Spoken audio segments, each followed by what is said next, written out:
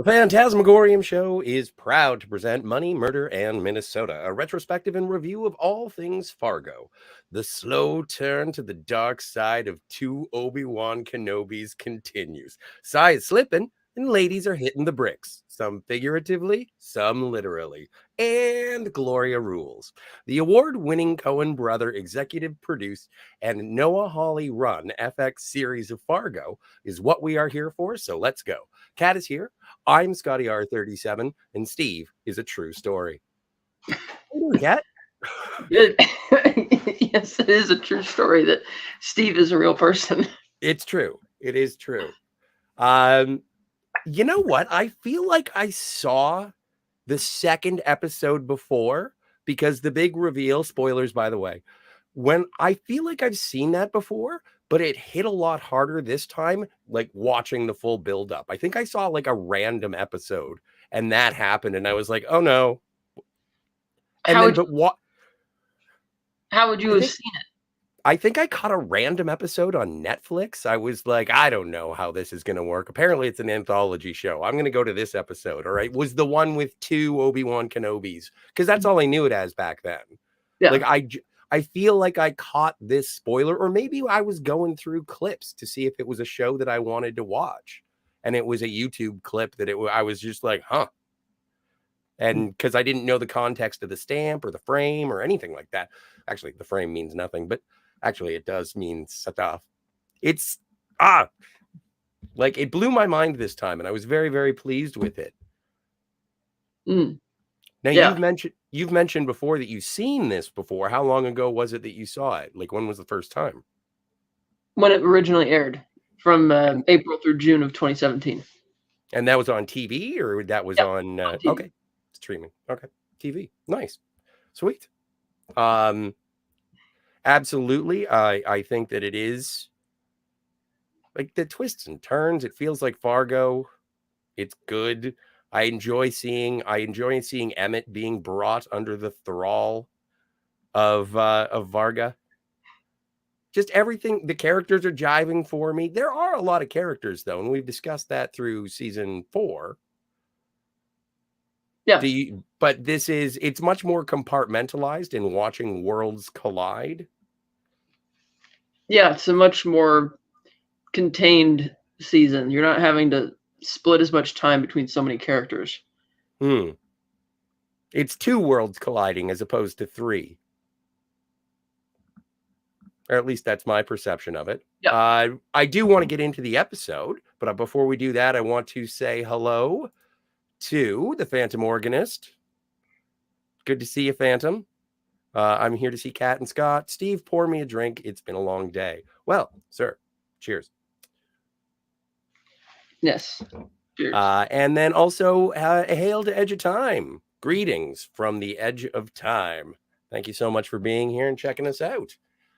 Also, yes, longtime friend of the channel, Naladoc, who you can check out his YouTube channel if you can figure out how to spell it. But Naladoc it's his birthday, and I wanted to wish Naladoc a very happy birthday. Indeed, happy birthday, Naladoc. I didn't know if we were using our real names or not, so I decided I'd head over to Naladoc instead of Mr. Richard Jenkins. So anyway, Kat, we start off today's twofer episodes. What do we have? 5 and 6?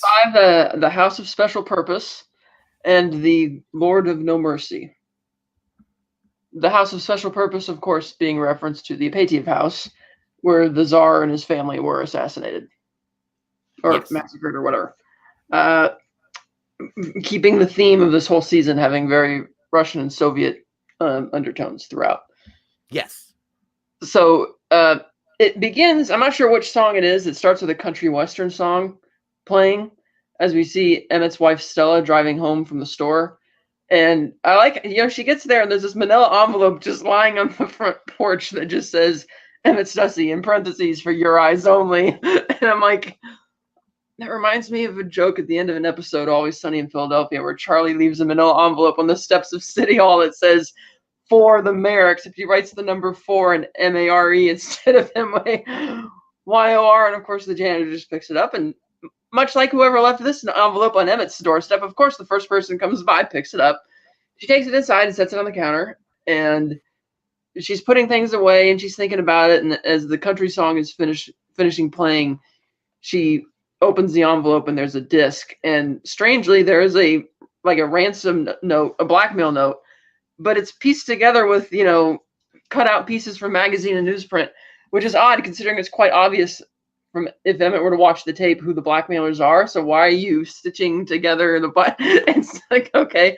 And so the tape is showing something else that Nikki and Ray did other than just rob the bank.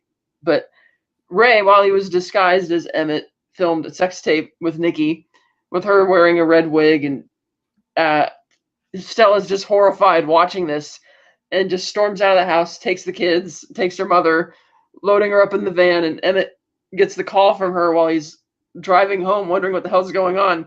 And he gets there and finds them all leaving. Even his kids are like, Dad, we saw the tape. How could you? And Stella doesn't even look at him or say anything. And Emmett's completely flabbergasted as what this is about. So he goes in and watches the tape for himself.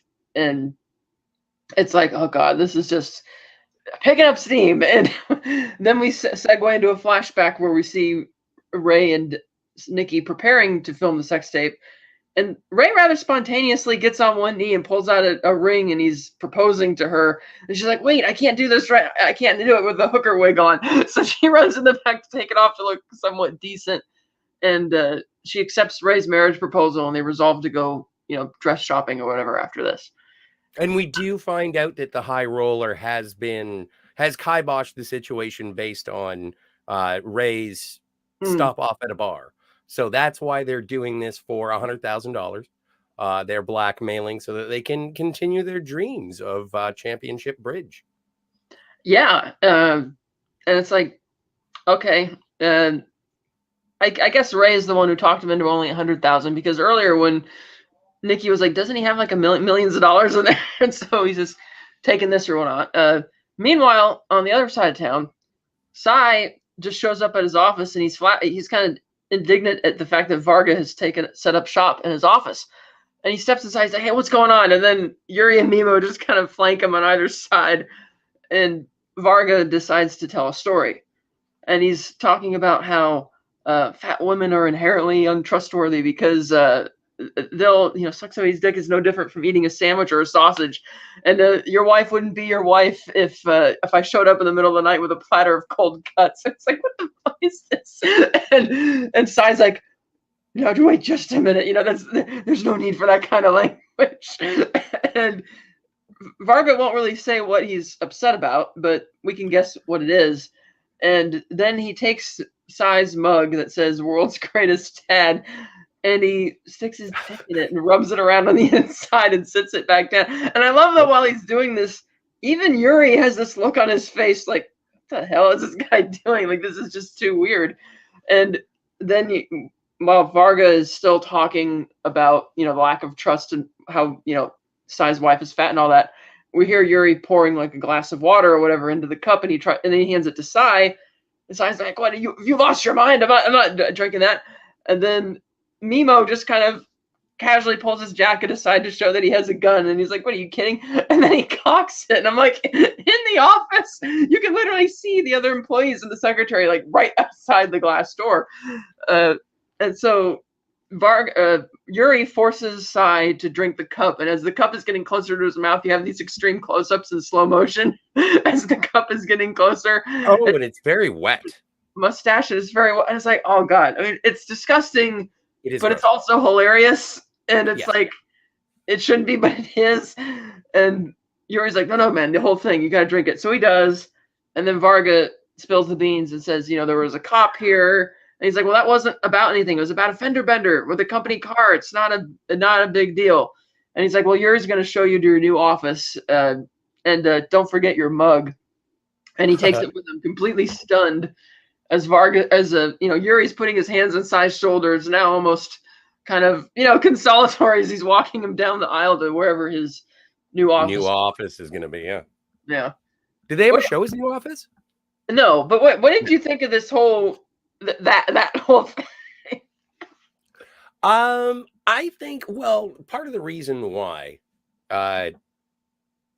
Varga is doing this is because he's already taken control. He's already become a partner. And now all he has to do is try to find a way to get Sai out. And he does a very good job at convincing Emmett. And I think that this is just a power play because Sai's name is not on the building. So they only need Emmett.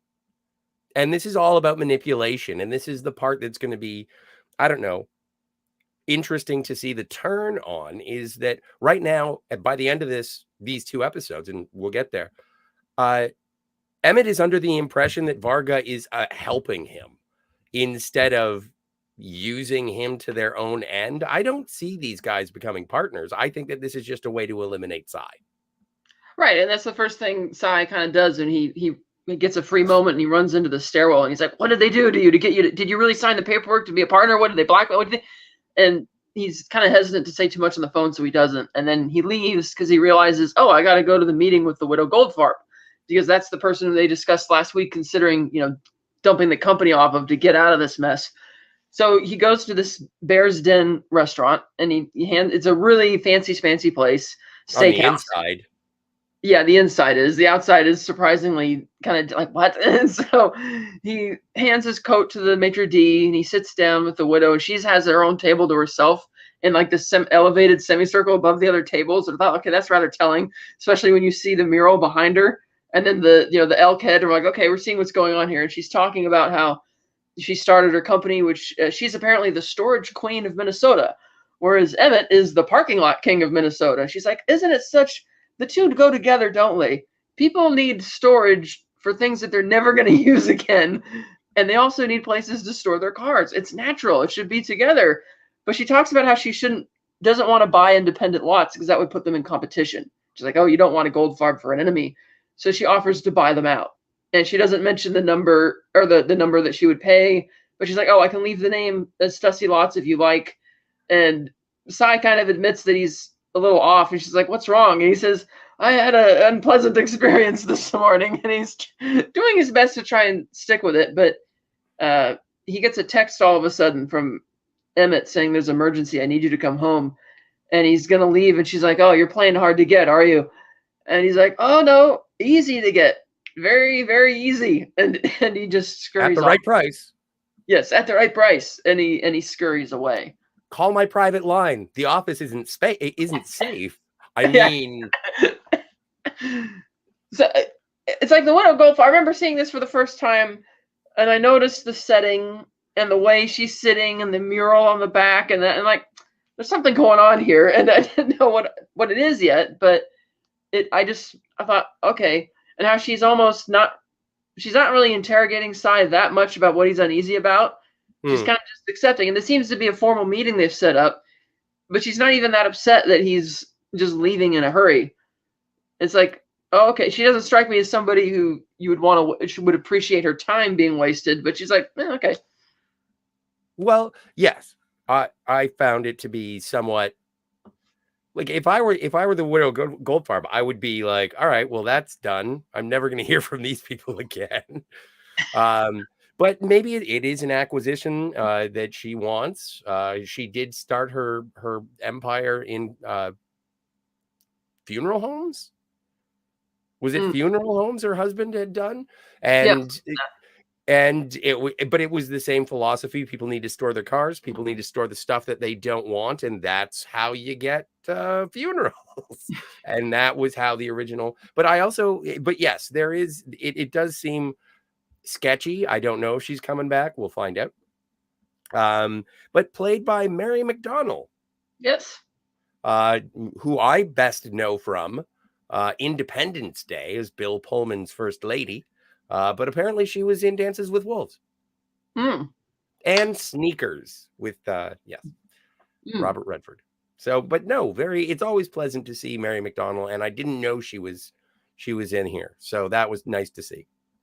Yes, so Sai leaves, and as he's driving out of the parking lot in the Hummer, we see the black Cadillac, Varga's black Cadillac with Yuri and Mimo in it, and they're following him. And Cy is speeding home, driving past a tractor on the road, speeding in his Hummer. Again, I'll never get over how ridiculous it is that Cy drives a Hummer. Okay. Yes. And he gets to Emmett's house, and he kind of walks in, and he hears Emmett kind of sniveling or whatever upstairs, and he finds him in the closet, and just, she's gone, she's left everywhere. And he's like, did you sign partnership papers with Varga?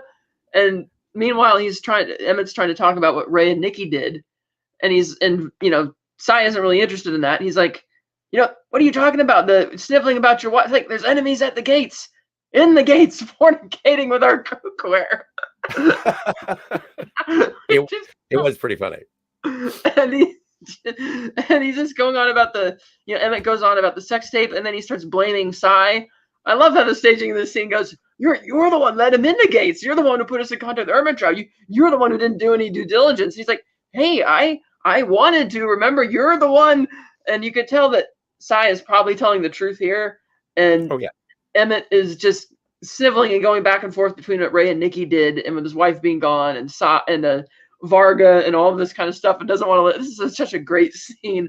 And it ends with Cy basically saying, look, I'm going to make them go away once and for all, but the gloves got to come off.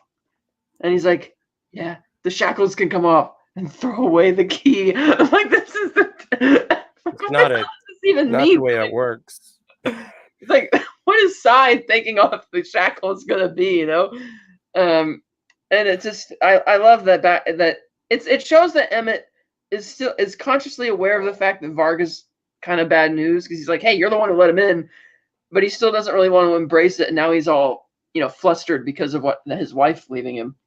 Well, and not only that, like, I think that I hate to empathize with Emmett on this, because it's his wrongdoing that sort of kicked off this course of events. I don't like the fact that Cy is flip-flopping. It doesn't make any sense. Emmett was the one who wanted to get the loan in the first place. But I feel like it's kind of like finding the money for Yargos in season 1. And it's like the one mistake that he had is what is throwing everything asunder, flaunting his wealth in front of Ray. Ray seems to feel entitled to this. I don't even know if there is a final answer in terms of that. Like, who is right and who is wrong. There are attempts made later. But the dynamic on this, again, it's a power struggle based on what Emmett desires. And because he is being cast under the thrall of Varga, because it's like you think you're rich, you can still have wealth more than this. And he's starting to think, well, and it does become apparent later where it's like, Cy, what are you doing? What do you do? You're holding me back in business. You haven't fixed my brother. All of this. And it's like the serpent telling, to make it biblical, telling Adam to eat the apple. It's like, you might as well. Come on. Yeah, and he's like, yeah, you're a fixer. You're supposed to fix things. And what exactly do you do? But part of this is just Emmett. Yes, aces. Hey, Lemon. Emmett being a jerk and just trying to put all the blame on Cy. And we can see on the wall that Emmett is a philanthropist. You see he's got these framed portraits of all of his good deeds. And Emmett's like, I'm a fair man. I'm such a good. What's going on? Like, what's happening to me? It's not taking responsibility for anything. And so Cy's going to take off and deal with this. So as he's driving down the road, he calls Nikki, who is with Ray, renting out outfits for a wedding. And while Ray is trying on an outfit in the fitting room, she gets the call from Cy, and he's like, you idiot, you're officially the stupidest person who ever lived. She's like, why? It's like, you delivered the blackmail note to the wife. She's seen the tape. You have no more leverage. It's gone. And she says, well, we'll double it then. It's $200,000 for me to convince her of the other truth. It's like, what are you talking about? She's like, well, the fact is, Emmett had sex with me, and that's why his wife left him. He's like, that's not the facts. He's like, it's a true story, and it's true. I'll have to convince him of the truth. It's the factual, she says, and she demands the $200,000. And Cy's like, no, we'll meet in an hour at lot 350 to discuss it. And she's like, okay. and she tells Emmett or tells Ray that I've got some things to do and some girl things to tend to, and I'll be back. And he's like, okay. So Ray starts going home, and he gets a call from Emmett while he's riding the public bus, and Emmett's complaining about what Ray did, and Ray is just cussing him out on the phone and all of this, and it's hilarious that when Ray notices that the other people on the bus are looking at him for all the heinous things he's saying, he hangs up, and Ray's like, "It was my mom." Like, why does that make it better? It's just, oh God, I guess it speaks to Ray's stupidity. Oh, it was my mom. And he gets off the bus and he's walking back to his house, and that's when Winnie and Gloria confront him. And Gloria's like, "Yeah, we want to have a talk." He's like, "Oh, about the fender bender. We already discussed that." And she's like, "No, we better have a talk a little bit more. We have intersecting opinions here. There's something going on." He's like, "Well, come inside." She's like, "No, you better come down to the station." He's like, "But I got to be home at 6." He's like, "Okay, yeah, that's fine. We'll get you back at 6." So he goes down to the station, and Winnie and Gloria really laid out for Ray all the coincidences and everything and what they think happened, and that he basically hired Maurice LeFay to rob his brother, and that they have witnesses saying you were arguing with Cy at the diner, and that we know he rammed your car deliberately, and we know that Maurice LeFay is the one who got the one who killed my stepfather. He's the one who tore the phone book out, the page out of the phone, blah blah blah. And when she's laying it on him and about to ask, like, get to the brass tacks, as it were, the new chief, Mo Damick, taps on the window, and he's like, and they come outside, and he's like, "What are you doing?" And they're trying to explain what's going on. And at first, Mo is kind of listening, and he sits down, and he's like, there was a story in England. 9-year-old Laura Buxton set off a balloon, and it traveled 50, 60 miles and landed in the yard of another 9-year-old girl named Laura Buxton. She's like, "What? Well, that..." He's like, "And that's a true story." The internet has wildly exaggerated that story to include all sorts of other ridiculous coincidences, but apparently it isn't entirely true. Like, she did send the balloon up. It landed in someone else's yard who lived nearby, this other Laura Buxton, and thought it belonged to her, and he returned it to her. Oh, okay. But the thing is that I've read a Reddit thread about it where other people were chiming in about random coincidences that they have. Like, this one guy ran into somebody in Amsterdam who had the same first and last name as him, and they had the same habits. They were put across they were both roomed in the same hostel across the hall from each other, and they found out that they both live across the hall from each other back in Texas and have been neighbors forever and didn't know. Weird things like that. Sure. And it's like, okay, so Mo Damick is clearly advocating that, look, you have coincidences, but look, if you can't prove it, then I'm not interested. And he says, cut them loose. And so Gloria and Winifred have no choice, and so they cut them loose. Well, okay, and we'll get to what Gloria is chasing when we get to the end of episode 6, because I kind of agree with Mo, simply because the guy who killed Ennis is dead. Yeah. So the crime is solved as far as Mo is concerned. Yeah. Like, we've already figured that out. What more do you want? And justice to the conspiracy? Like, what? What she wants is that she's alleging this never would have happened if this guy didn't hire him, hire his parolee to do this, or pressure him or blackmail him or whatever he did. And she wants justice. And he says he can't prove it, but his attitude doesn't seem to simply be summed up by "I can't prove it," such as he's just being like, what's wrong with having a little investigation? If it's not costing any extra money, you're just asking a few questions. Why is it a big deal? And it is costing money. It's costing resources. They still have to set up the stupid the police station. Well, he can do that. He's already doing that independently, but you can tell that he's not. Yeah, I know he's the chief, and they're already setting it up, but it doesn't take that much for her to go interview Ray once or twice. But if he has different duties for her to... Does he, though? He's not giving her any other jobs. He says every single time, "We have work to do." And Gloria says, "So do I." And as an audience, we go, yeah, aces.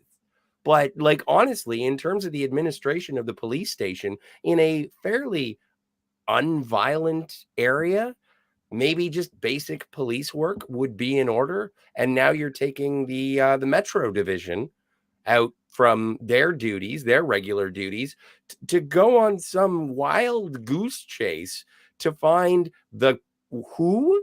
Except it's There's a not a wild coincidence. chase. We know that. No, but I mean, even the way they laid it out to him, it should be kind of obvious to him that there's more to this than probably just a coincidence. Hey, Because she even mentions to him that Maurice LeFay, they know, was killed at the apartment that was rented by this lady who was one of his other parolees. So it's like, and that he was that's just true. fired, and that he was just fired precisely because he was having a relationship with this parolee. So it's That's like, true. at a certain point, it's like, Yeah. yes, you have things to do, but if you're Mo, it's like you would have to concede that there might be something to this. What's the big deal about letting him just finish talking to Ray? And if he doesn't say anything, then fine, let him go. It's over with. But he doesn't. He seems to be getting aggravated at the idea that they're even looking into it. And it's like, well, when crime happens, you don't have the convenience of picking when a crime is going to occur when you get to investigate it. If there's something going on, then there's something going on. There is something going on, and I agree, but I also like that does speak to the character of Mo. Like in terms of him going in there, he is a veteran. Why does everything have to do with Vietnam, Walter? And like he is very much, if there's a stereotypical person who shows up and they think that they're an authority, I don't know, like a police chief, and sees things are in a way that they would not approve of, like the new chief, then getting that fixed up and having a properly run. Again, I'm not saying you're wrong and you've shown me the light. I agree with your arguments. But what I'm saying is that he's trying to fix an immediate problem as opposed to solve the crimes. He's being an administrator. He's being a bit, lazy. I don't think he's being lazy. I think that he is unwilling to connect the dots in the same way that Bob Odenkirk was in the first one, but that was because of trust. This one is because of order and operation. Well, it's also because when he first met her and she didn't know that people don't use telex anymore and that they're fine having their police station in a library, that he just thinks she's a country bumpkin moron, and that's why he's not interested in listening to anything she has to say. That's kind of what it boils down to. That's the vibe I've been getting from Mo. Okay. Because again, first impressions do mean a lot. Because he was right. When she's like, oh, that's why no one gets back to me. Computers. He's like, oh, yeah, we just called the guy in the neighboring county if we need to check a file. He's like, what are you talking about? You can check it in like 2 seconds if you have the computer. And you use the broom closet for the jail cell. And it's like, yeah, he's basically using, somewhat justifiably, all of these conditions to say, okay, you must be an idiot. How could you possibly be still living in the Stone Age like this? Like we've seen, other people, like the guy's like, yeah, phone books, they used to steal them in the 70s. I'm like, that was 31 years ago. Well, we'll get to her Luddite nature in a moment. Lemon says, I just realized why I don't love this season, but I'll share it when the finale is covered. Absolutely. I'm eager to hear, Lemon. Me too. And Lemon, Scotty has his teeth put in by Lorne Malvo. Aces. Oh, yeah, because Lorne Malvo was a dentist. All right, that makes sense. But there's a part in this with Varga and his toothpick that was, oh my God, triggering. So yeah, so they let Ray go, and he goes back home. Emmett, meanwhile, is driving back to the parking garage, and there's this great shot where he's kind of driving around as he's going deeper into the garage, and all of a sudden he rounds the corner and Varga's just standing there staring at him. It's like, oh jeez. And Varga gets in the car and basically plants the idea in Ray's head that Emmett's head.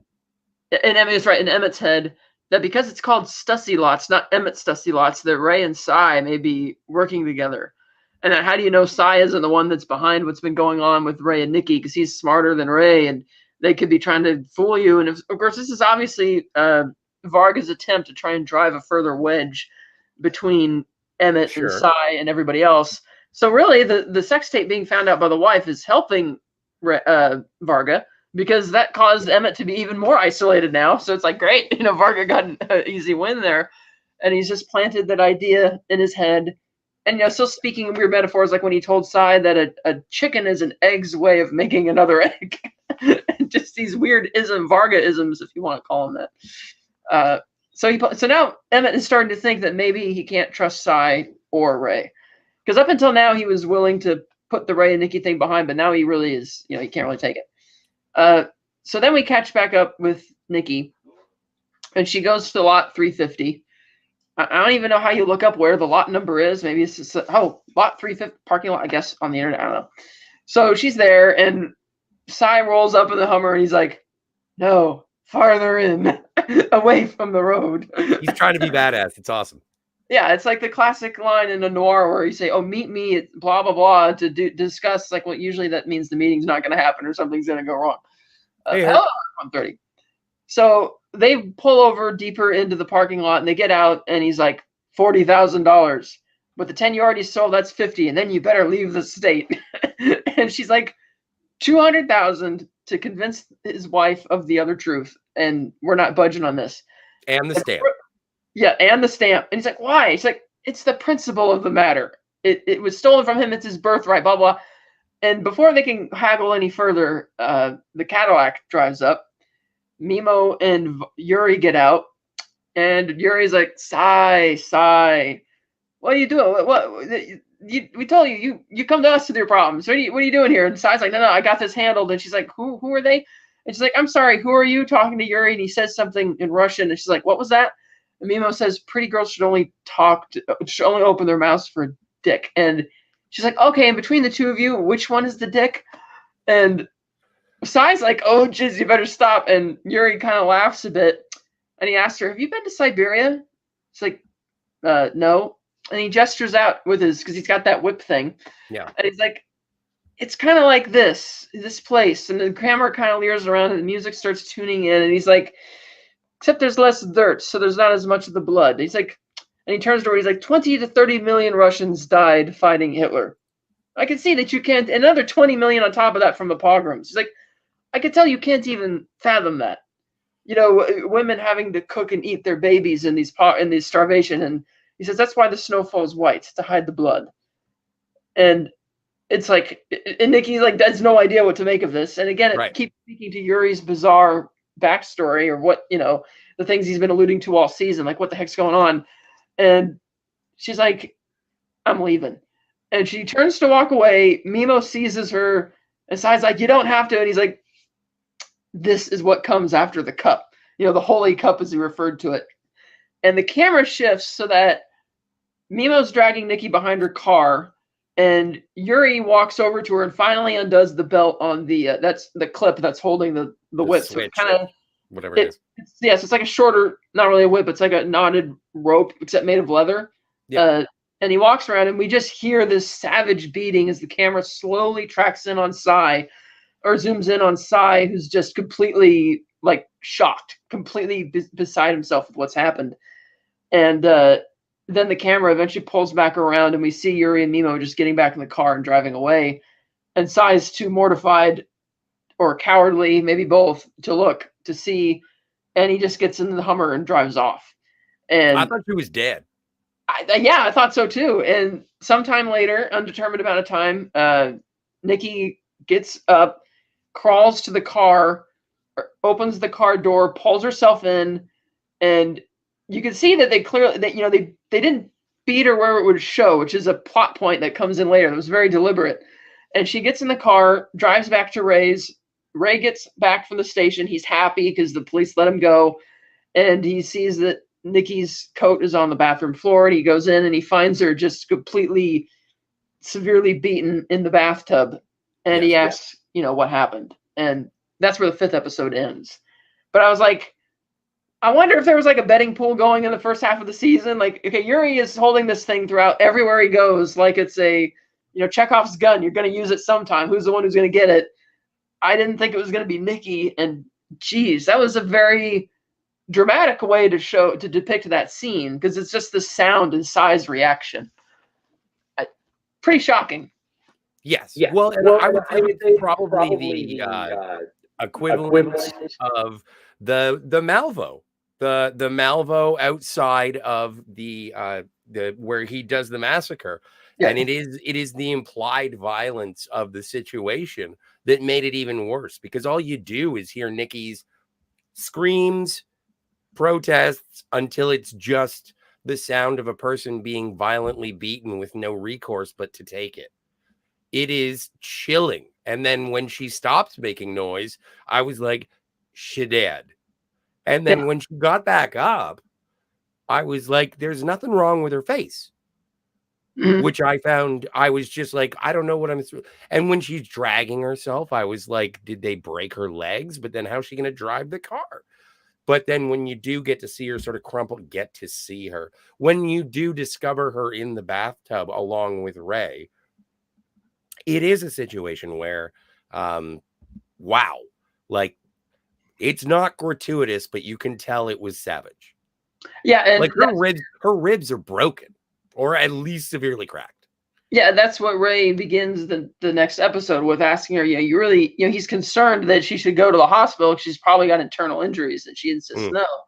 And well, that's a conversation they have a little later. But anyway, they begin the 6th episode with her lying in bed and recounting the story, and they have these quick flashes where you actually see it, and it's like, oh geez. And she's like, there were 2 guys, one was Russian or thereabouts, the other was Oriental, and some kind of Oriental. There's some kind of Oriental. They didn't come. They didn't come with Sai. They came afterwards. It didn't seem voluntary, like he was afraid of them even. And they decide that, I love it that Ray's. It keeps cutting between her telling this story and Ray sitting in the inside porch of his house thinking, like, what's he going to do? And then he just finally gets the determined. He's rummaging through his kitchen, and I love that in his kitchen among the spices is a box of bullets, and then in the refrigerator in one of the drawers is his gun. And he loads it, and he's like, you ready? And she puts on her coat. She's like, yeah. And he helps her out to go, get revenge, or here we go. Which I like that she's really gung-ho to, do something about this. And that Ray is as well. It's the first time all season, really, I could get behind something that Ray is doing. He's like, whether it's smart or not, running guns a-blazing, it's like, okay, finally you're doing something that is actually admirable and actually good and not, just stupid. Right. But this is also like, if the Stussy parking lots had been funded honestly, then this would just be an internal matter between, like, it probably, well, no, Nikki's done her fair share of leaving tampons in drawers, but it would have been a little bit more straightforward without the hammer of evil that is about. It's like the sword of Damocles that I'm waiting to drop the entire time. Yeah, because if Yuri and Mima weren't there, like you said, didn't show up, Nikki would totally win any argument with Sai, because Sai's just a ridiculous person. Of course, like he mentions at one point in the 5th episode about how the world is starting to feel a little different or whatever. Like he told that to Ruby Goldfarb when they were at the lunch or whatever, and you could tell, like we mentioned earlier in the season, the Sai and Emmett are ridiculous people, that they think they have it made and everything because of their alleged wealth and their company, but really they're not really good at dealing with confrontation or pressure as much as they think they are. And so you're right, Nikki would have totally won the argument, and they would have had to pay the money, and that would have been the end of it. So yeah, it's getting, and Nikki's smart enough to tell from the encounter that this is clearly not something that Sai wanted. It was not an ambush that Sai set up, and she's thinking, she's already putting the pieces together, so she's pretty smart. Yeah. So then we get cut to one of my next favorite scenes in this whole season, where we hear Varga. He's with he's saying, and now I will tell you 3 true stories. And he's like, the first, the collapse of the Lehman Brothers, a company around for 120 years, just completely collapses overnight. $60 billion in revenue, with stock prices falling 90% over in an hour. And the whole company gone, 60 billion just gone. This is a true story. And then he says, next story, World War I was started by a ham sandwich. That Gavrilo Princip, who I share a birthday with, was discouraged when he could not finish his assassination attempt against Archduke Ferdinand. So despondent, he went to a deli. He was eating a sandwich when the Archduke's driver, getting lost, parked outside the restaurant to ask for directions, and seeing his opportunity, he pulled the gun out of his coat and set off on a path that would include the deaths of nearly 100 million people through 2 world wars with a single gunshot. And then he says the third true story, talking about the Apollo moon landing and how it was, and Oh the yeah. camera filmed on a sound stage in New Mexico, with the astronaut stepping off the set and walking outside to greet his girlfriend. And then it just, all of a sudden, this really nice shot, these three true stories shot very nicely. All of a sudden, just hammer stops and it cuts to Cy, and we see the Cy, Varga, and Emmett are at Emmett's house, and Cy's like, "No, wait just a minute, that's not true." And Varga's like, "Yes, it is. It is a story. I have told you a story, Mr. And we can tell the whole reason he's doing this is because, once again, he's trying to drive a further wedge between Cy and Emmett, and he lays out what his real plan is. So they're going to acquire, they've increased their line of credit by another $50 million. They're going to spend that money to buy 16 lots in 3 months, and, of course, pay themselves some bonuses. And you can see now what Varga's scam is and what it has been. And Cy's like, "That's a lot of debt," and he's like, "It's really fine." And Varga's trying to calm him down, and we're not going to be able to do it. But the IRS, they're going to be honest. This is the type of stuff. He's like, "Cy, the IRS goes after people who hide money in their mother-in-law's name and stuff like that. Even if I gave him the account numbers for shell companies and all these other countries that he's listing, they would never be able to unravel it." And he's like, "What?" They're like, "I'm beginning to think that finance is just a hobby for you." Like, I love it. So funny. Well, yeah, but the thing, and this is what I mean, is that this is all this sort of fancy talk and oh, I know how to work it better than Cy. And Emmett is falling for it. And the thing is that once those fancy bonuses come in and the IRS finally traps, everybody else is out. Emmett's left holding the ball. Cy's gone. This is all just suck 'em dry. Like, Varga is a succubus for money. Yeah, and he's like, He's Cy tries to reason with Emmett, and Emmett's like, "Well, Cy, whether we're going to do this or we're not, that's what we're going to do." And the way, and the Vargaism that Varga uses is that the turds float in the shallow end of the pool. And Emmett's like, "Yeah, either we dive off the diving board, or either way, we're gonna fall in the water. We might as well have." And I guess Emmett's an idiot because he's just eating up all this shit, and he's not smart enough to see what this means. Like, you have just figured out what Varga's financial scam is this whole season. What he's really been doing in the back offices at Sussy Lots, and why he wanted to hammer in, because he's just sucking them dry like a vampire, or like, "I drink your milkshake," just sucking this company for all that he can get out of it. Very nice. Wrong director, but very nice reference. Yeah, and and we'll get to more of the specifics of what that scam is called later in the season. But it's like, Emmett is just so stupid. And even Varga mentions at one point that Emmett's already been signing all these documents, not even questioning what they are. And I'm also surprised that up to this point that Cy and Emmett haven't tried to, like, hire somebody like a locksmith to just break down that door in the office after hours, because we see that Varga and Varga and Mimo and Yuri are living inside that tractor trailer. They have a bathroom in there. They have all their surveillance in there. So they could just go back to the office, like Cy or Emmett could go in there after hours and barge down the door to see what's going on. And they haven't done that yet. It's like they haven't thought about it. Like, Emmett's just eating everything up like an idiot, and Cy is trying to reason with him.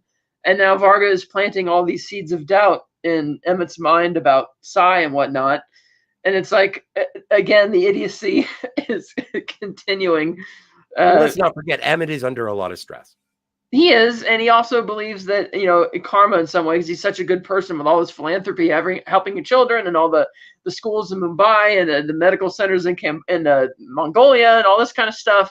And he feels that he's kind of, well, I guess this is kind of, it's coming our way now, or whatever, that kind of stuff. And so Cy is just losing it. And it's unclear if Cy realizes that Nikki's actually alive, because Emmett clearly doesn't know what happened.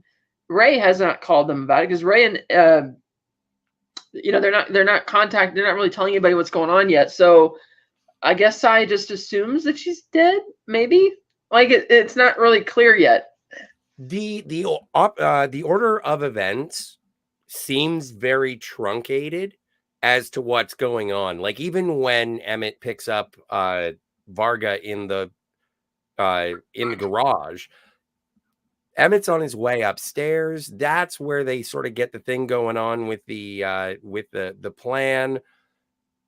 And like, it just seems there's a bunch of shuffling going, It's well edited. It doesn't feel rushed, but it does feel like there's a lot of parallel stories going on. Yeah. And it's good at doing it. Like, it's doing it well. Yeah, such as at the office. Meanwhile, when they go back to the office and we find that an IRS agent is there, and we Yeah. notice that Varga is afraid.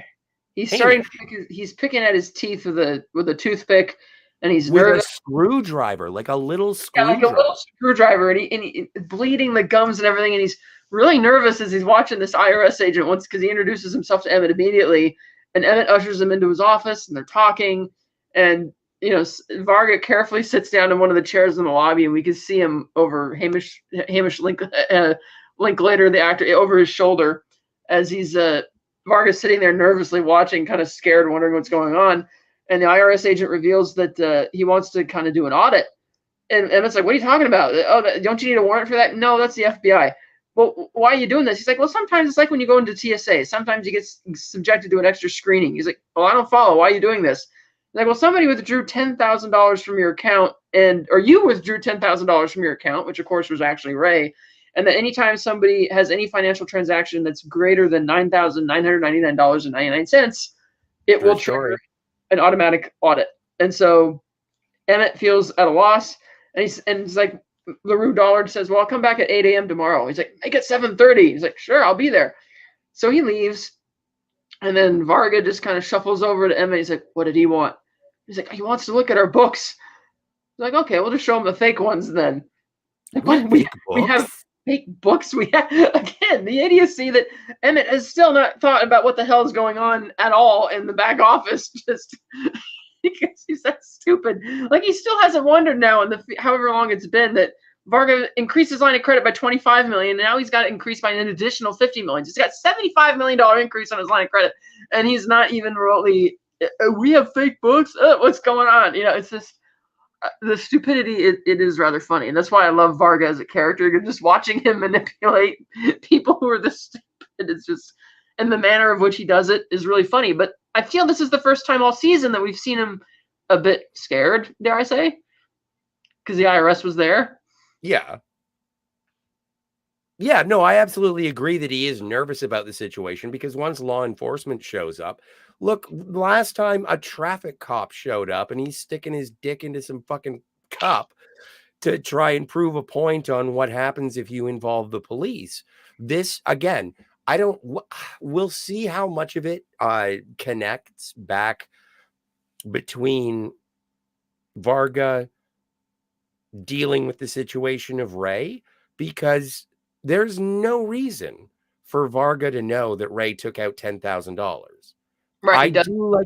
I like the breadcrumb of when the banker said, well, if you take out, and it's like, shut up and do what I say, when Ray was trying to be all big man Emmett, most richest man in the room. It's like, no, that's something that you're going to get busted for. And it's not him that's getting busted for it. It's his brother. Like, the stupidity on Ray is far more malicious. On Emmett, it just seems like it was outside of the realm of possibility that bad things could happen because he's always been a good guy, as we will see with his explanation at the end of this episode. Right, but I mean, like, yes, he's a good guy, but it's like Varga mentions at one point, Emmett is willfully signing all these documents, enabling Varga to do everything that he's doing, and he still hasn't, barged down the door to see what's going on in the back office, and hasn't even asked Varga what's going on back there, and he's not even remotely, doesn't seem to be that curious about it. It's like he's afraid.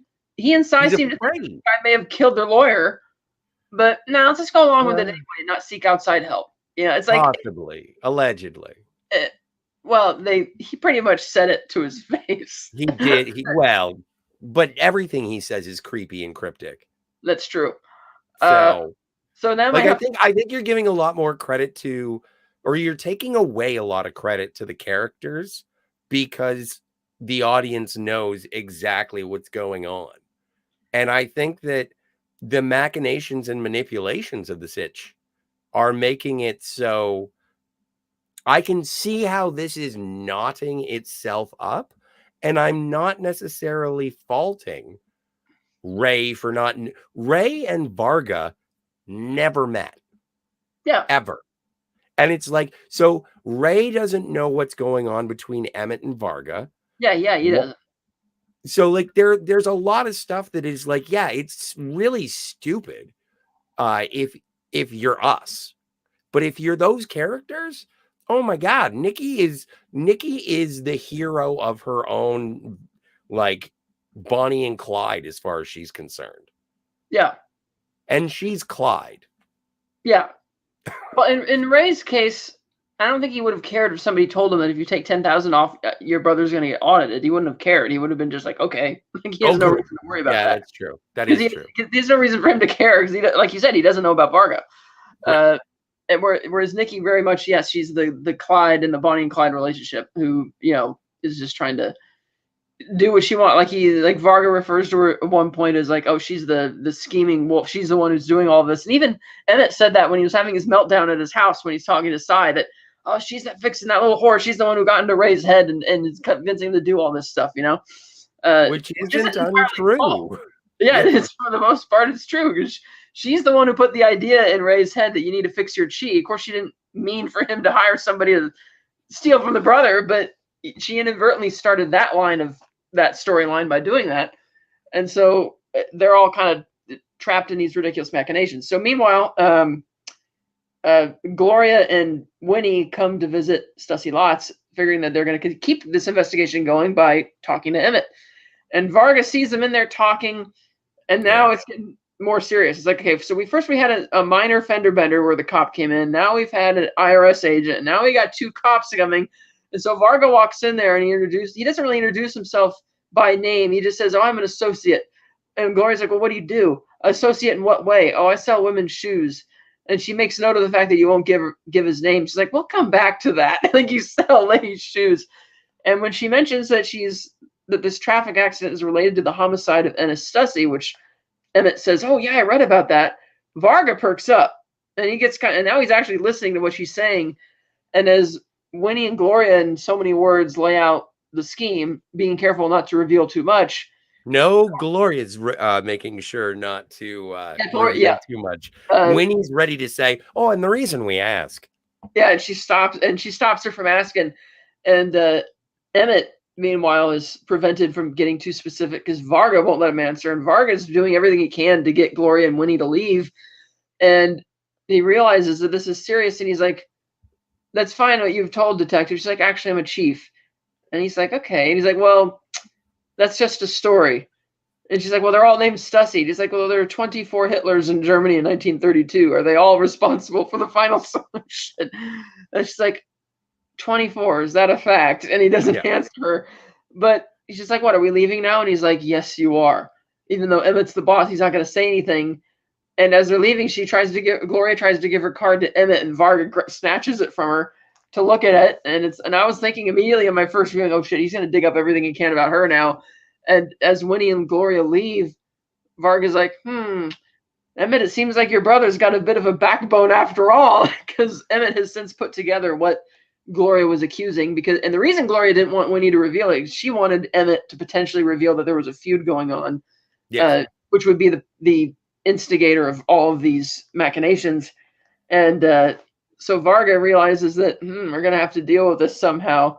But Emmett is kind of like, no, he would rather, deal with it. And I did like that Gloria is, immediately suspicious of Varga because of the way he behaves and is presenting himself and trying to get him to go away. But because she's still focused on the murder investigation, she's doesn't really have much of a reason to pursue it. It's like, okay, there's this weird guy here, whatever. And they leave. Yes. And then as you subtly foreshadowed, is it much further after this where he does all the Googling? No, yeah, he does the Googling because what happens is the next morning, LaRue Dollard shows up and he waits there at 7:30. He's arranging his pencils and everything, and he's kept checking his watch. And finally, Mimo shows up pretending to be Emmett's lawyer. And he cites some clause saying you don't have a right to do this. This is completely unlawful because you need 30 days notice or something like that. Yeah, you need to give us so much notice, and the money was taken out of Emmett's personal account anyway, and not the business. You have no reason to be here. Get lost. And then funny thing is that Mimo leaves before LaRue Dollar does. And Mimo walks out, and you have the Cossack song starting to play as he gets into the Cadillac with Yuri. And as they're driving away, Ray and Nikki start following them back to the lot where the truck is. And they see that Mimo gets out of the truck and opens the back, and Varga gets out, and Nikki surmises that which is something else that Varga alluded to in the conversation with Gloria about surmise. He loves using that word. Oh, you're surmising things. And Nikki surmises that Varga is the leader, and Ray just wants to get out of the car and go kill all three of them because Yuri, Mimo, and Varga are there. And she's like, no, we got to wait. We got to see what's going on. There's something suspicious here, and we got to play our cards right. And Ray's kind of upset, but he accepts it. Then Nikki and Ray go home, and she's in the bathtub, and we see how further extensive her injuries are. And she's telling Ray that, look, I think that whatever your brother's into is something involuntary. And he's like, huh? She's like, not against his will is what I'm saying. We need to find out what it is. And she's like, weren't they hurting for money a couple years ago in the recession? He's like, why? Well, Ray's like, well, Emmett never said anything. I got the sense he was. And she's like, well, we know the banks weren't lending because the news told us that. What if he borrowed some money from this guy? Ray's like, what, like a loan shark? She's like, nah, at his level, they call it something else, private equity. And so I don't know if it was too much of a leap for Nikki to put that much together, like out of the blue, that, oh, these guys must be business associates of him and that they're Well, I don't know. She saw Yuri and what's his name?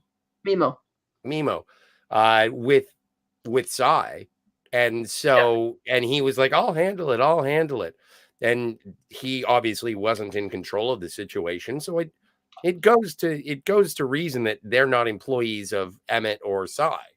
Yeah. So, and it makes her getting there didn't seem it rang true to me. Okay. So later in the day, Gloria comes back to Ray's house, and Ray and Nikki are trying to hide, and Ray's like, okay, once Gloria walks away because Ray won't answer the door, he's like, okay, we got to go. And they pack up, and they're going to go to a motel. They get to the motel, and Ray realizes that he left the $20,000 because the $10,000 that they stole plus whatever left money they had between the two of them. And she's like, Ray, we need that money. He's like, don't worry, I'll go back and get it. And she's like, do you need me to come? He's like, no, you'll be fine. I'll be back. I got it. He gestures towards his gun and he leaves. Yes. And so meanwhile, outside, Mimo. Yes, Mimo has been tapped. This is when Varga has been doing the Googling. Surprisingly, he gives Mimo the job to kill Ray. He tells Yuri that I need you to go to the police station and pull this file on this Ennis Stussy guy who got murdered to find out, like, why is this cop pushing this if it's already over? We got to figure this out.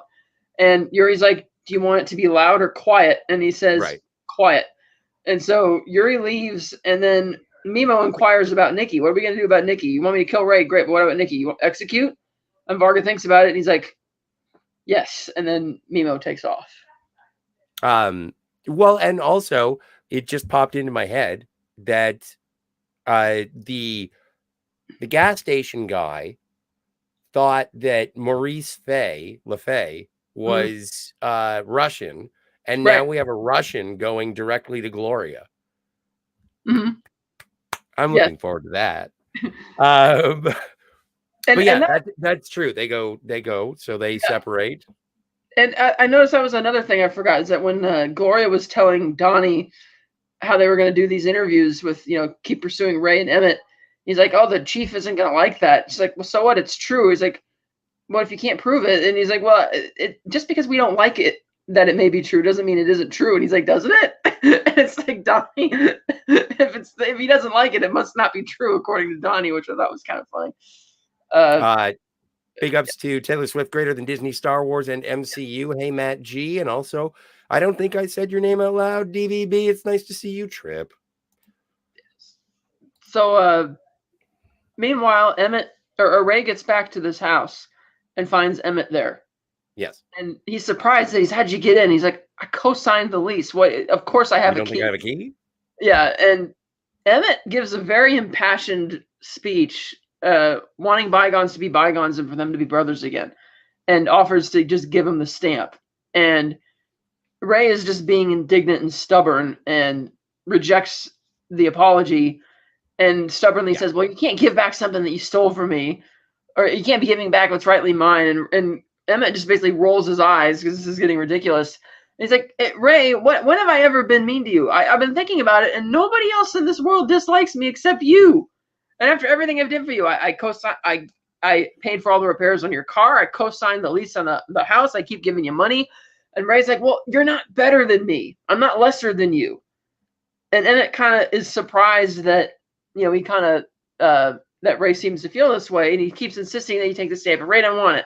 So they start pushing back and forth, fighting over it until Emmett pushes hard enough that it flips up and hits Ray in the head, shattering the glass, and includes a glass shard in his throat. And Emmett says, don't. No, over here.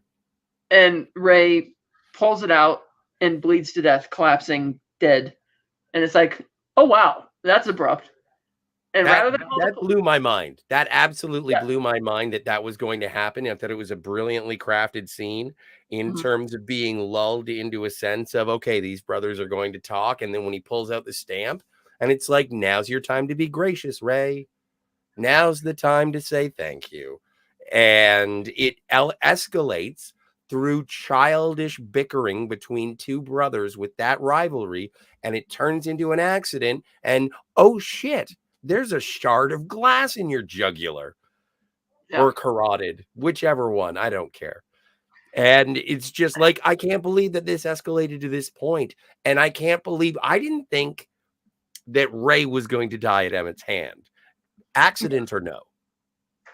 Yeah, I remember being shocked by this when I first saw it because, we're just past the halfway point, but I'm like, there's still 4 episodes left, and the fight between the brothers is like one of the biggest storyline of the season, and now it's just ended, and it's like, oh, and Emmett at this point makes a very deliberate choice that rather than calling the police, he calls Fargo. Lorne Malvo. And Varga is listening to Beethoven lying on the ground in his semi-tractor trailer, and he answers the phone, and it's like, there's been an accident, I need you to come. He's like, oh, okay, whatever. So you tell me where, and he comes. Wait. Lebowski reference alert is that he does say, do you know what Lenin said about Beethoven?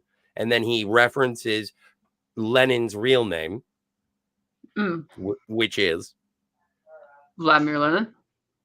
No, Ilyich Ulyevich. I don't know Lenin's real name. I'm an idiot. I'm sorry. But he says his real name the same way that Walter does in Lebowski. And then Emmett's like, what? And he's like, not the walrus. And so, like, basically the dialogue being lifted directly from Lebowski. Chef's kiss. Every time a Lebowski shows up, full points. Aces. So he calls him to show up. And meanwhile, Nikki is at the motel still.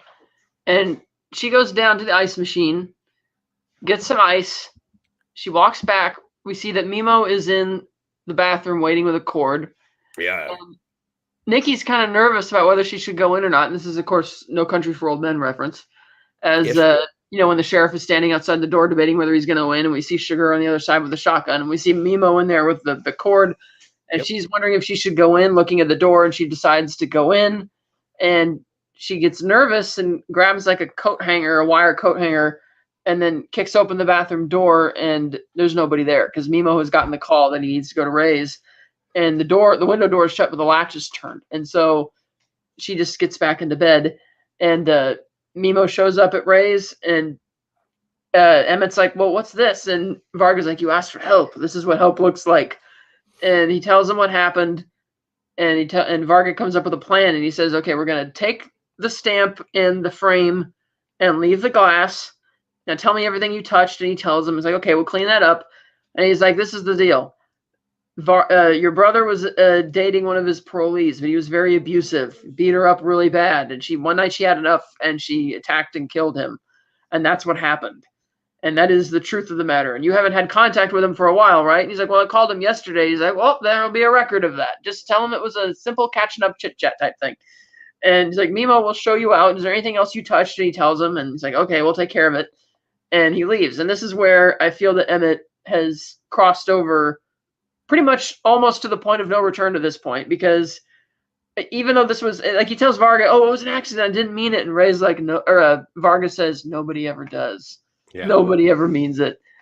And it's like, okay, you had an opportunity to throw in the towel, confess your sins, all of this stuff, and instead you chose to get in even deeper with Varga by basically giving him even more leverage over you. That now he knows you killed your brother, and he's covered up this for you. Well, that is the turning point. If he had actually called an ambulance, yeah, and come clean, he would, I would assume, be under some sort of law enforcement protection, or at the very least, he would be able to explain his side of the story. And and again, this is something I think that if he had done this, good things would have happened in the moment for that character. Nothing good is going to happen. He may as well take advantage of the resources that are available to him. He doesn't know Gloria's out there looking for Ray. But this all could have been fine if he had just hit 911. Law enforcement. He didn't even attempt to stop the bleeding when he told Ray not to take the shard out. He does anyway, and he doesn't attempt to stop. He just kind of stands there and watches. I'm fine. It's like I'm fine with that, simply because we've already established he is a coward who lacks a drive to action. He wouldn't do anything about it. I think that he would, and if he were to do something about it, he didn't want to touch the corpse because he to find a pulse, because he didn't want to put fingerprints on it. His immediate thought. I don't mean find a pulse. I mean, he could have even told Ray, put pressure on it, stop bleeding. But what I'm saying is that he didn't even want to check and see if his brother was still alive, because he didn't want to implicate himself in his brother's death. And there's no reason to do that except for cowardice. Yeah. And Varga asks, "Is there somewhere where you need to be?" And in a manner as if he knows there's somewhere where Emmett's supposed to be. Yeah. And Emmett's like, "Yeah, I'm supposed to be at a dinner." He's like, "Well, go to the dinner. They will come and notify you. Don't act upset, but not too upset. Don't say much," and that kind of stuff. And he has Mimo take him out the back door. And then meanwhile, we cut to Gloria, and she's driving down the road, and she's thinking about it. And you hear the dialogue playing back through her head, and she's like, "Yeah, no." And then she calls Winnie and tells her to meet her at Ray's, and she spins around. That she's like, "No, we're gonna push this."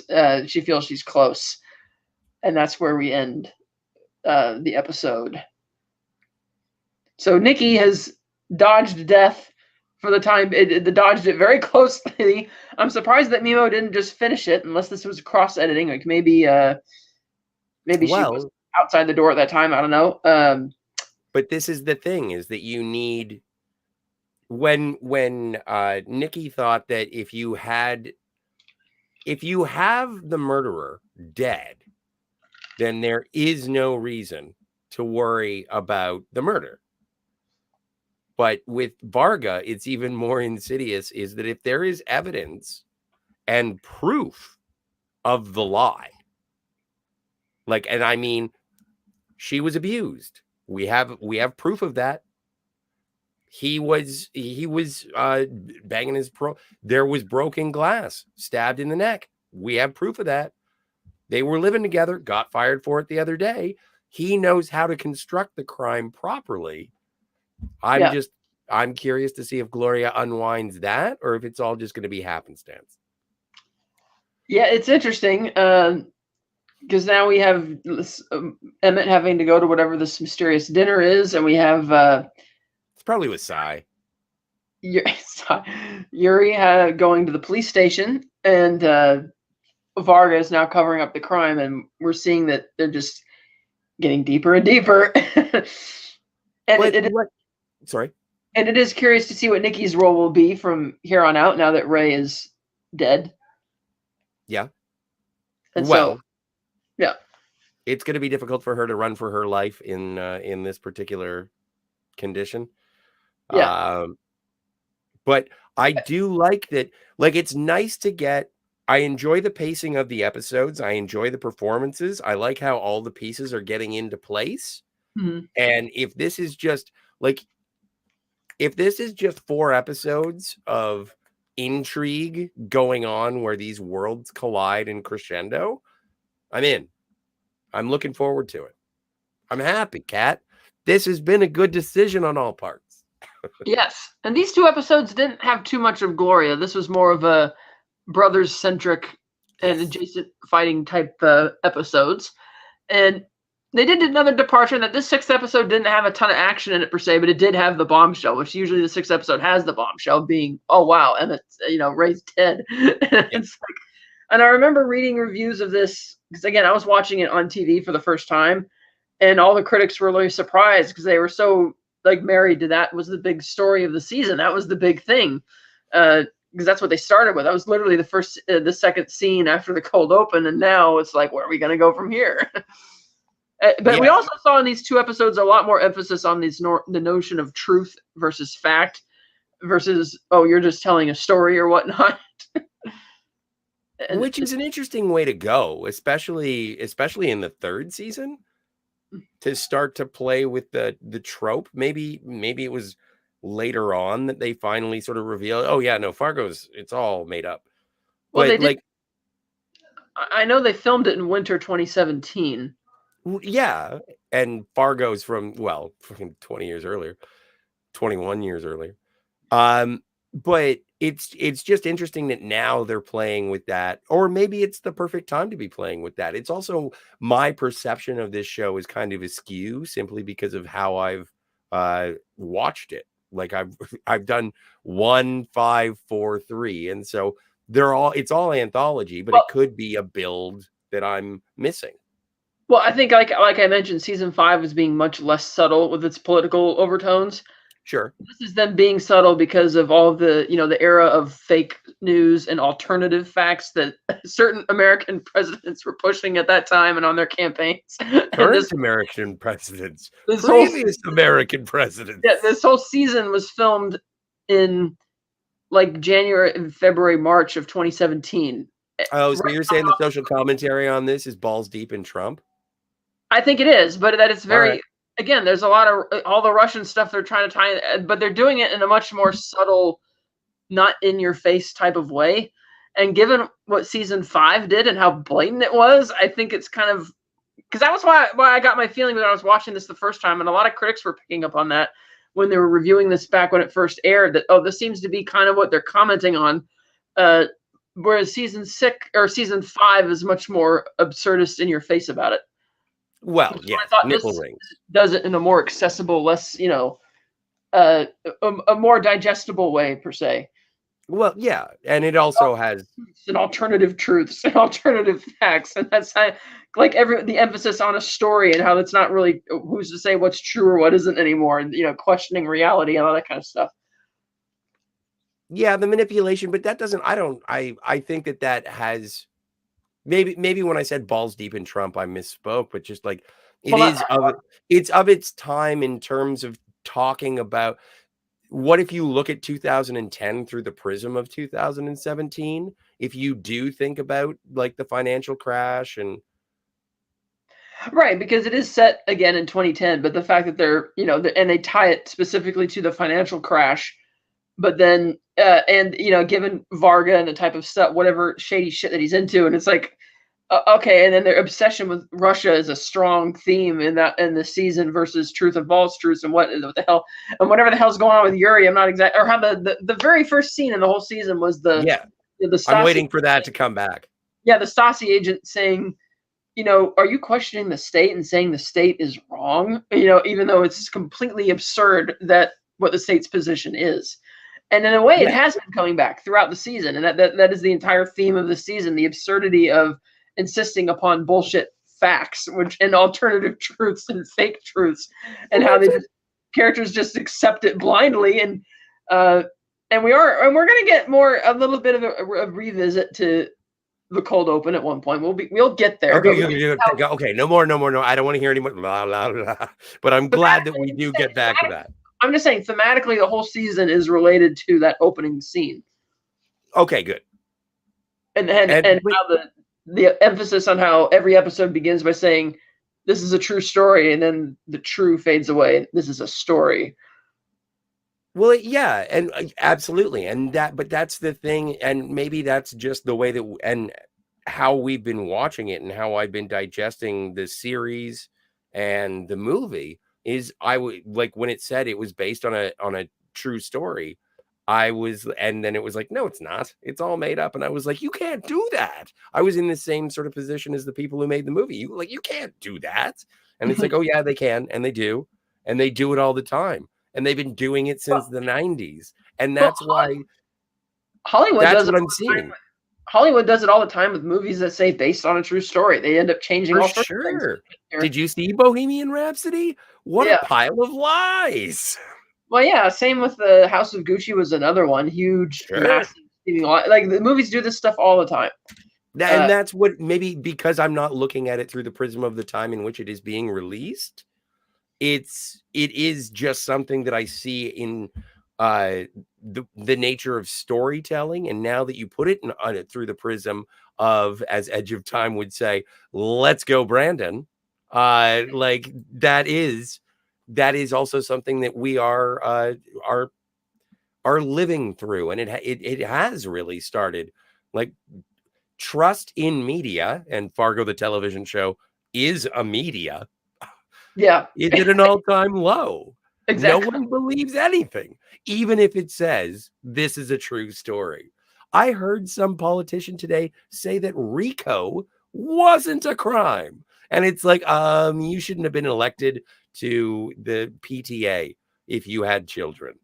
But Yeah. this whole thing, I think I can speak for myself and Edge of Time and say I'm Donald Trump and I approve of this message by President Joe Biden. Yeah. Yeah. But it's like that's why I thought this season is a bit more subtle and not as again like or maybe season 5 people found better, easier to swallow, precisely because it's more absurdist. I don't know. But I remember that was the prism that a lot of people were viewing this from, because when it was originally Sure. aired in spring 2017. Sure. But I still really like the season and all the themes that are playing around with, and it's really fun. Absolutely, absolutely, and that's the thing, is that good art is not only going to tell you a good story, but it's going to make you think about, the times, and it doesn't Yeah. necessarily have to bang it down. And it's great. Yeah. I think it is. There are different perspectives for it. I like it. I like it a lot. I want to Yeah. say hi to Canadian Spider-Man. You're just in time. Did you have anything else to say about the episode, Cat? Not really. I think we covered the 2 episodes. Perfect. And It must have been something that Spidey said. Yes, and true to their word, nothing from that third Los Angeles Odyssey has any relevance yet in the series. It was just a one-off, and we keep going through Fargo. I'm fine. Yeah, I'm fine with it. I liked it. Still haven't had a scene set in North Dakota yet. Not in Fargo. I don't think any scene in this season is set in Fargo. And that's the one thing I've been waiting for somebody to say Fargo. I don't think anyone has referenced Fargo specifically, and I'm waiting for Varga to say Fargo. Fargo. Fargo. But yeah. Well, then yeah, that's episodes 5 and 6 of season 3. I did want to say thank you to the Phantom Organist. Thank you for being here, sir. And thank you, Edge of Time. Hale, thank you for being here. Yes, Lemon Pie, as always. I love that the Edge of Time is interested in what we're talking about from the Edge of Time. It's wise, right? Good to see you, Lemon. And I am looking forward to when we get to the end of the show and you tell why exactly this chaps your ass. I want to thank Herc130. Thank you, Flyboy, for being here. And Trip, always a pleasure to see you. Thank you for being here as well. What do we got? Lemon Pie says, when Lauren posed as a dentist, when he said aces. Yeah, it took me a second, man. Don't forget. I got memory issues here of my own free will and doing. Taylor Swift, greater than Disney, Star Wars, and MCU. It's great to see you. Thank you so much. Big Mr. Swift. I'm assuming you're referring to Matt G. Thank you. And yes, absolutely. Canadian Spider-Man, same position. Cowgirl. Thank you again to Edge of Time. And yeah, great that you stuck around, Herc. Appreciate it. But until next week, we get into the final four. Yep. It Stretch.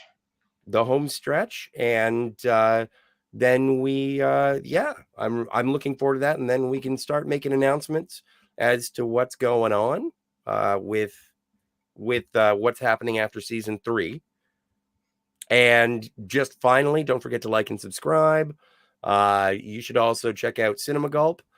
Cinema Gulp is doing some wild stuff. I think they have something coming out next week. And it looks like our friend of the channel, Anti-Derivative Jill, is about 15 away from 700 subscribers. So if you know anybody who's not subscribed to her, then you should check her out and tell your mom. Or check her channel out. And tell you what, no, I'm joking. I was going to go into a Ghostbusters soliloquy, but I don't think that's a really good idea.